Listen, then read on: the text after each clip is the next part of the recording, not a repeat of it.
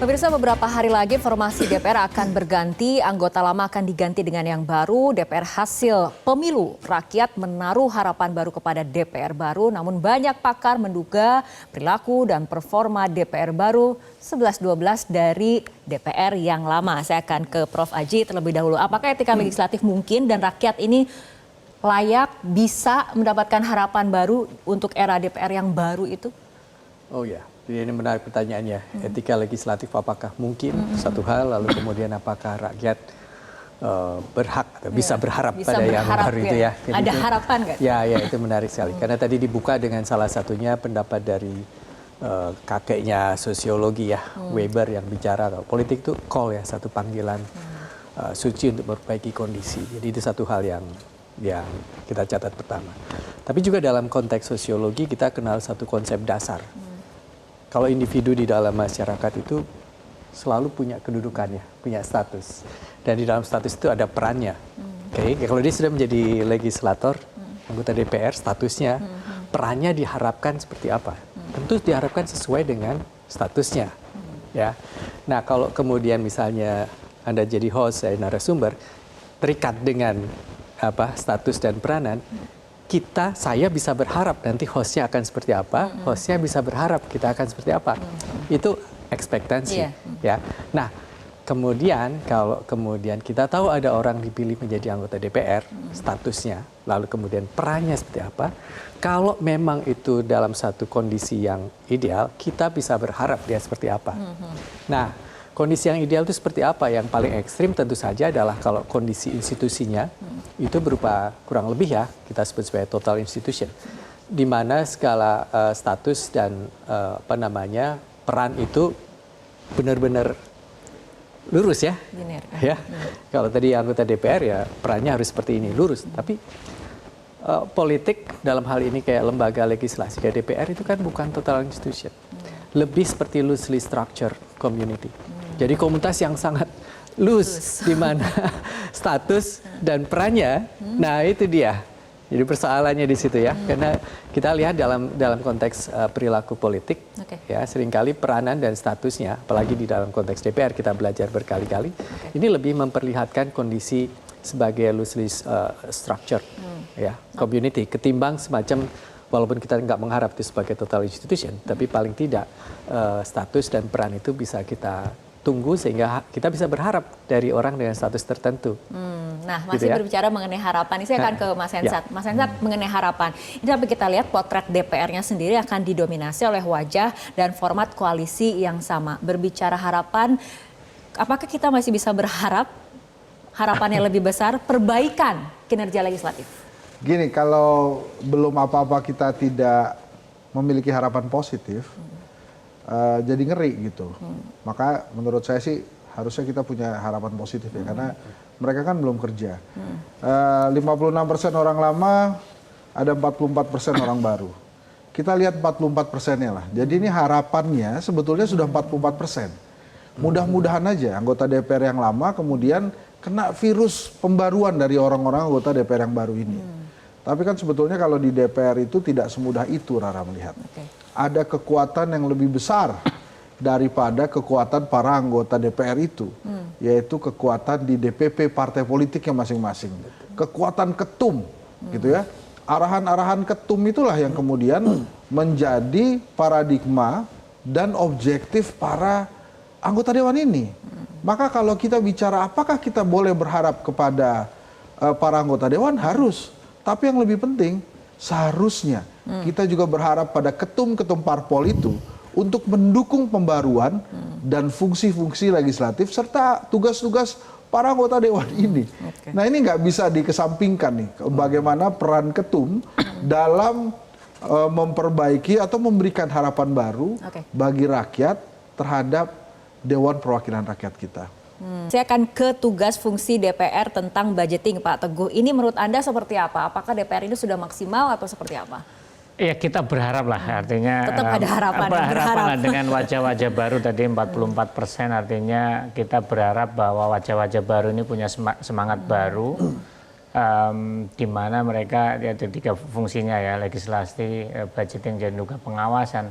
Saya rasa sih dengan wajah-wajah baru ini kita berharap mereka itu benar-benar memahami. Wajah barunya tapi 44%. Iya, berharaplah membawa virus baru lah ya, artinya semangat baru di mana mereka ini benar-benar bisa membawa aspirasi masyarakat yang diwakili sehingga bisa berdiskusi dengan pemerintah dalam konteks nanti program apa dan anggarannya berapa. Ini sangat penting sekali. Jangan sampai bahwa nanti yang terjadi lah DPR ini dalam tanda kutip mengikuti apa maunya pemerintah aja gitu loh. Artinya memang nggak ada dialektika terkait dengan program apa yang harus dibiayai yang menjadi prioritas.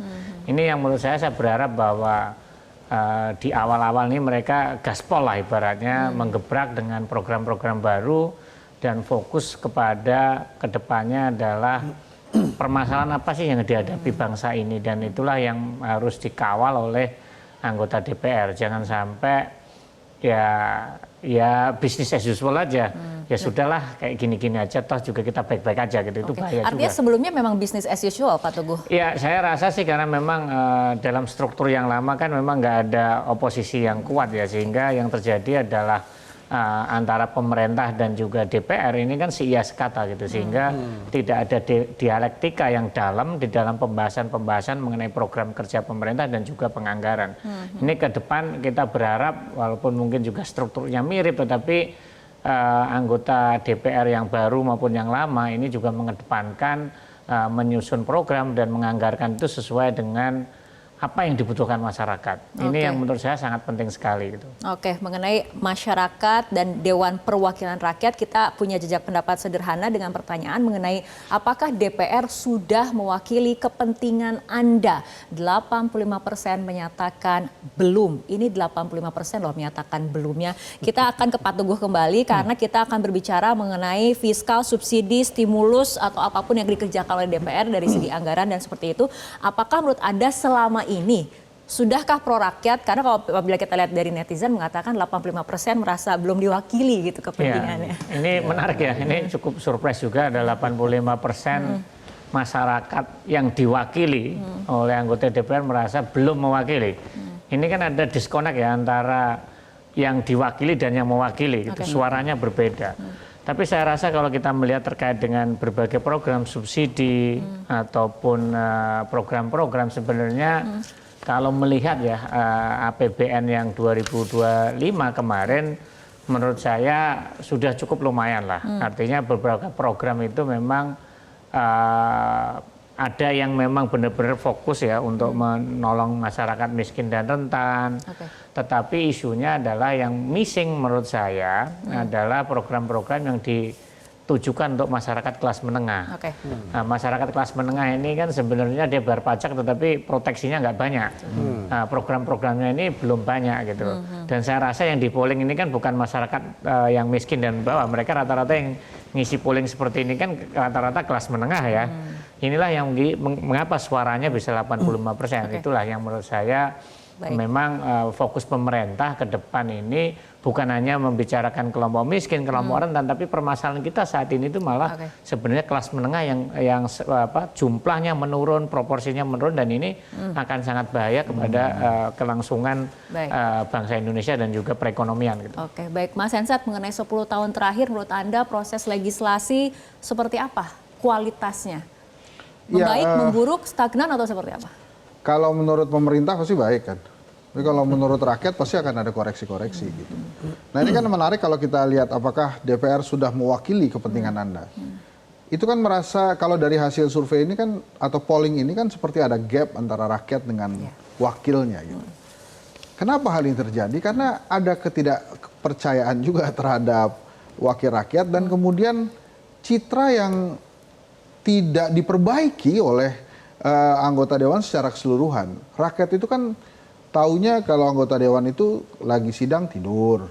Terus kemudian kalau jalan-jalan enak gitu ya. Pokoknya kemana-mana diservis sehingga mewah lah kehidupannya. Nah sementara banyak rakyat yang melihat kenapa mereka sebagai wakil itu hidupnya lebih tajir dibandingkan rakyat yang diwakilinya kan gitu. Sebetulnya waktu itu ada kesempatan tuh 10 tahun anggota DPR memperbaiki citra, ikutin aja apa yang dilakukan oleh Pak Jokowi kan, citranya jadi positif tuh harusnya. Tapi itu tidak dilakukan, sehingga mereka membiarkan masukan-masukan atau citra negatif itu tetap ada di kepala kepala rakyat gitu. Jadi saya tahu ada beberapa anggota dewan yang memang bekerja keras untuk rakyat gitu ya. Tapi kan akhirnya rakyat itu menilainya, wah ini nggak sesuai nih dengan apa yang kita mau. Misalnya pada saat revisi Undang-Undang KPK waktu itu kan, rakyat meminta, wah jangan begitu dong. Ini harusnya segera diperbaiki sehingga KPK bisa lebih kuat dan lain-lain. Kemudian revisi KUHP, kemudian ada Undang-Undang IKN dan lain-lain ya. Kan rakyat juga melihatnya, wah ini sangat pro ke pemerintah nih. Untung aja kemarin revisi Pilkada DPR memihak rakyat ya. Jadi mungkin itu gara-gara revisi Pilkada itu, kalau enggak mungkin yang sudah nih ada 5% aja. Karena kemarin revisi Pilkada, wah ini bagus nih DPR-nya mendengarkan rakyat. Kan pada hari itu banyak rakyat yang kepikiran, ah ini pasti nggak didengerin nih. Bahkan ada yang nuduh kan, kok nggak pulang, orang paripurnanya nggak jadi. Ini kalau rakyat pulang, ini pasti pada datang nih anggota DPR terus langsung disahkan. Ada trust issue ya antara rakyat dengan wakil rakyat seperti itu ya. Saya geser ke Prof. Aji terlebih dahulu. Prof. Aji mengenai kutipan Manuel Quezon yang menegaskan bahwa loyalty to my party ends when loyalty to my country begins. Politisi kita? Iya. Saya rasa bukan politisi kita ya, itu mestinya harusnya semuanya ya. Itu kan bagian dari etika tadi ya. Kalau kita sampaikan, kalau dia sudah sampai posisi tertentu ya harusnya dia lekat dengan peran tertentu. Tapi begini, itu saya secara sosiologi. Secara kultural masyarakat kita sebenarnya kan masyarakat yang sangat paternalistik ya, komunal dan paternistik ya. Kalau jadi selalu ingat dengan kelompoknya dan kemudian terikat di situ. Jadi kalau itu sisi bagusnya ya, kalau kemudian kita dipilih maka mestinya kita ingat kelompok kita sebenarnya ya. Jadi kalau kemudian kita dipilih dari wilayah konstituen tertentu ya mestinya kita ke sana. Sisi bagusnya. Tapi tadi Mas Hensat sampaikan juga ya, selain loyal pada kelompoknya, komunalnya, masyarakatnya, seringkali secara politik loyal kepada kendaraan politiknya. Nah, tadi mulai disampaikan ada loyal pada partai, ketua partai dan sebagainya.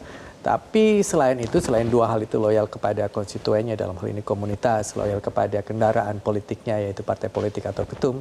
Yang ketiga seringkali juga mereka loyal atau orientasinya pada kepentingan pribadinya sendiri. Jadi kita bicara tiga dimensi kepentingan yang di sini ya. Jadi loyalitas itu bukan tunggal kan. Bisa loyal kepada diri sendiri, bisa loyal kepada komunitasnya, bisa loyal kepada tadi kendaraan politiknya. Nah, seperti apa DPR kita saat ini? Teman-teman bisa melihat sekarang. Tadi disampaikan contoh-contoh Mas Hensat, Mas Teguh tadi menunjukkan adanya ketidakpercayaan dari rakyat tadi ya. Itu sebenarnya menunjukkan bahwa kayaknya masih belum seperti etika yang dibayangkan. Setelah selesai dengan pilkada, masuk menjadi anggota DPR, status ini, maka perannya mestinya berubah ya, jadi wakil rakyat, bukan wakil. Seharusnya, ya, idealnya seharusnya. Seperti itu ya? Makanya etikanya kan seperti itu yang diharapkan. Oke, baik. Nah, kita akan kembali membahas mengenai fungsi dari DPR, tapi kita akan melihat apa kemudian hasil jejak pendapat sederhana berikut ini mengenai apakah DPR sudah menjalankan fungsi legislasi, pengawasan, dan budgeting dengan baik seperti biasa, ataupun sama dengan polling yang tadi bahwa hasilnya mengatakan 80% mengatakan tidak. Saya akan ke Mas Hensat terlebih dahulu karena yang paling senyumnya paling lebar melihat polling ini.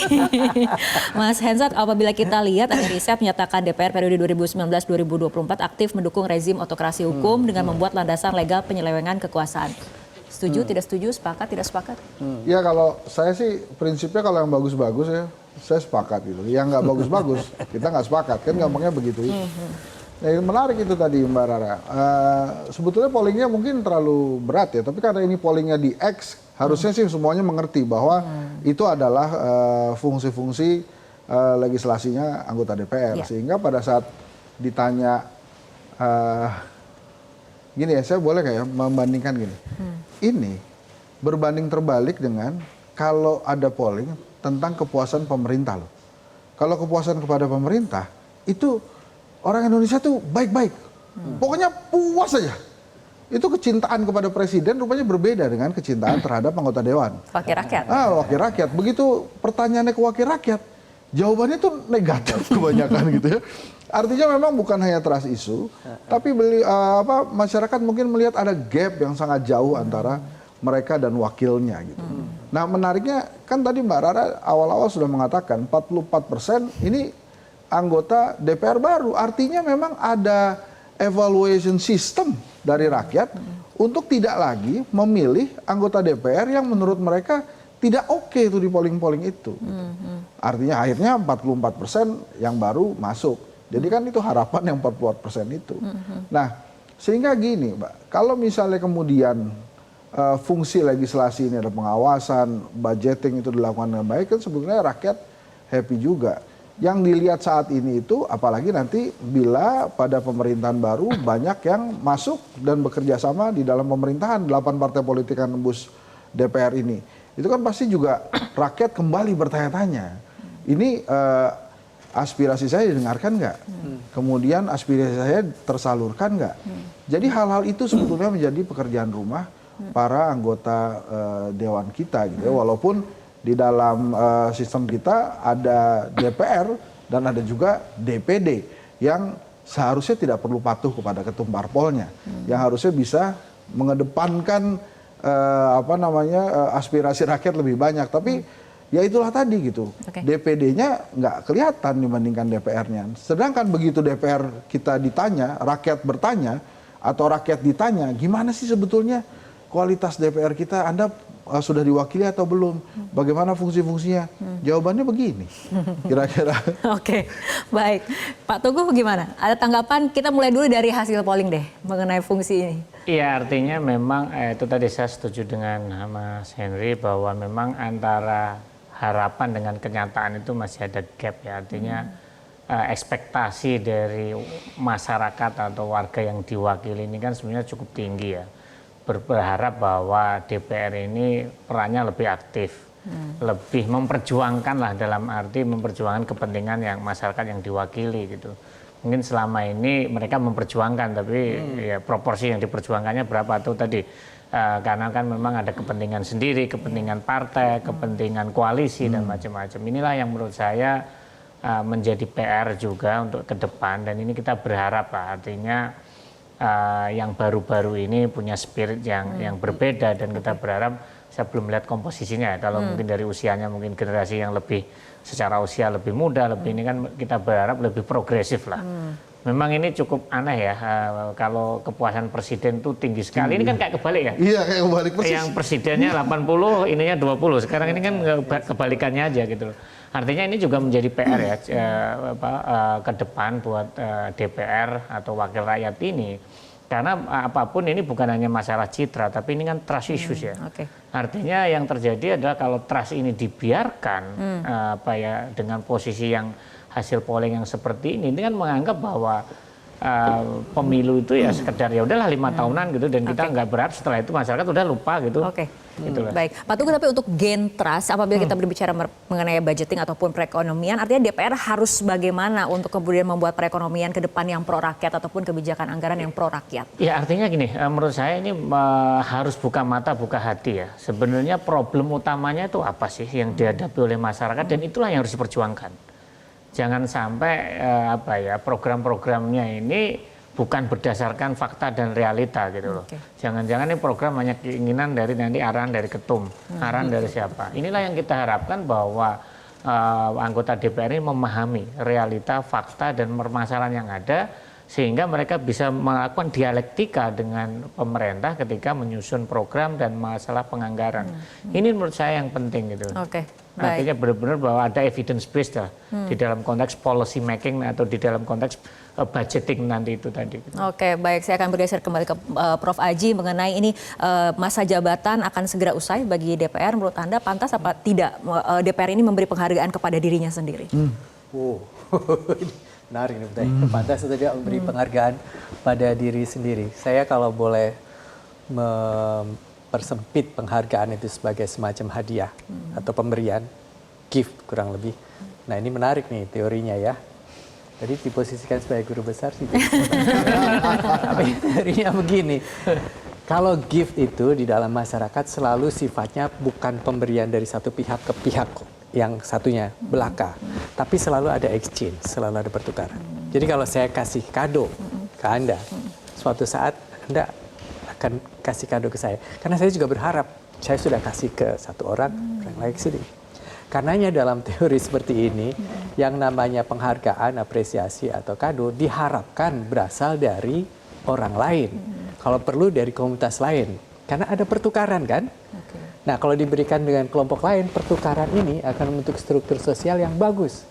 Bayangkan kalau saya berikan kado kepada anggota keluarga saya hanya akan menerima kembaliannya dari anak, istri, saudara-saudara saya. Lingkupnya di situ saja. Ya, artinya tidak memperluas strukturnya tadi, tidak jalan. Lebih repot lagi kalau kemudian kita bicara kado kepada saya sendiri. Saya punya perusahaan, anak-anak buah saya kasih kado pada saya, lalu saya kasih kado pada anak buah saya gitu misalnya ya. Itu kan bulatnya di situ aja. Jadi dalam konteks ini, kalau kita bicara apresiasi atau penghargaan, tentu saja yang kita harap itu memperluas cakrawala kita, memperluas horizon kita, dan kemudian melibatkan lebih banyak orang. Tetapi ini kan pendapat klasik ya, pendapat klasik. Pendapat yang sekarang ini, apalagi anak-anak muda sekarang ini sangat senang dengan istilah karena mulai individualisasinya tinggi ya. Jadi kapan sih kita memberikan self reward kepada diri kita sendiri? Nah ini ya. Seringkali kan bilang, jangan bekerja terlalu keras, kasih dirimu istirahat, kasih dirimu hadiah, kasih sesuatu yang untuk memuaskan diri. Jadi itu bagian dari aktualisasi diri yang sesungguhnya di dalam konteks masyarakat kita sekarang, juga sebaiknya kita ingat pada diri kita sendiri. Hati-hati yang tadi sampai ingat pada diri sendiri, kesannya negatif ya. Tapi dalam konteks lain, seringkali orang bekerja keras sehingga lupa pada kondisinya sendiri, itu juga nggak seharusnya dilakukan seperti itu, karenanya give to ourselves, hadiah kepada kita sendiri dalam konteks itu menjadi mungkin. Ya. Tetapi kalau kita bicara apakah tadi pantas, layak atau tidak kalau satu lembaga memberikan apresiasi hadiah pada diri sendiri, nah sekali lagi saya kembalikan pada dua pendekatan itu ya. Apakah kita memang mau memperluas cakupannya, komunitas, atau dalam konteks sedang menghargai diri kita sendiri karena kita memang pantas untuk diberi penghargaan sesudah bekerja keras, sudah bekerja sesuai dengan statusnya setelah berperan seperti itu. Kurang lebih itu. Oke, baik Bapak-Bapak, kita akan lanjutkan kembali perbincangan tapi kita ikuti jeda berikut terlebih dahulu. Jelajahi cara baru mendapatkan informasi. Download Metro TV Extend sekarang.